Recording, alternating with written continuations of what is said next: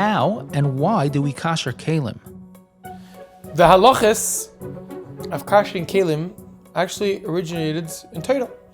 The Torah Parshas Matos, after Am Yisrael go and they have the war against Midian, the Torah says, Kol dovar asher yovei ba'esh ta'aviru ba'esh v'toher. Anything that's observed by fire, the way to let out whatever is observed is only through fire.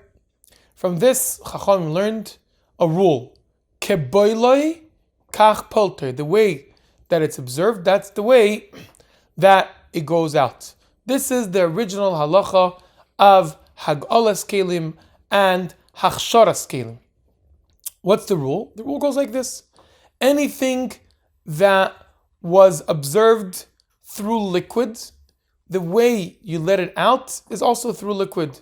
For an example, you have a pot, and the pot was cooked with non-kosher food, but the food wasn't directly, it came through the liquid that was in the pot. In such a situation, the way to let the non-kosher food out of the pot is by taking the pot and putting it in boiling hot water. We know that the way that it comes in, that's how it goes out. However, if there is certain foods or certain vessels that the food went into the vessel not through liquid, but directly through fire, then water won't help. In such a situation, you will need to directly present the fire on this type of pot or any type of vessel, and only through that, that's called libun, you get the food to come out of that specific vessel. So anything that gets observed through water comes out through water. Anything that gets observed directly through fire has to go out through libun.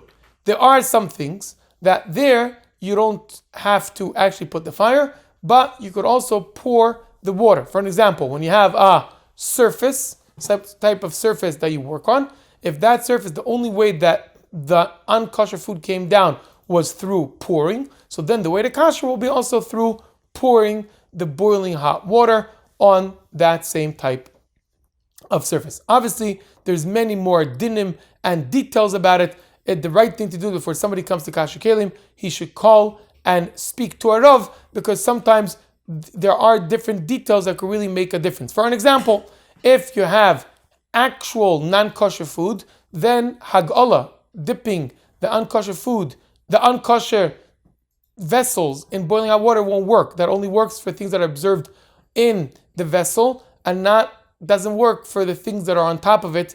Nevertheless, libun, fire, does work for that. That's why many, many details have to be dealt with asked by a Rav, but these are the general rules. That hag'olah, if it was used with water, it goes out with water. If it was used directly with fire, it goes out only by fire. What are the different materials that you could kasher? So obviously metal, as long as the metal is clean, as long as it doesn't have cracks in it, you could kasher metal.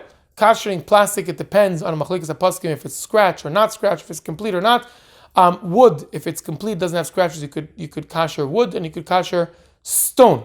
When it comes to glass is a machlekes. Depends on glass. Some people say a glass is like ceramic. Ceramic, we know, only observes, doesn't let out, and that's why ceramic cannot be kashered altogether. Some say that glass is like ceramic. That's the minig Ashkenazim, the Ramah, that we don't kasher glass at all. However, the Sfardim claim that the glass doesn't observe and doesn't let out, meaning glass doesn't have a problem of kashrus. All you have to do is wash off the glass. Sfardim kasher glass easily. Ashkenazim don't kasher glass altogether.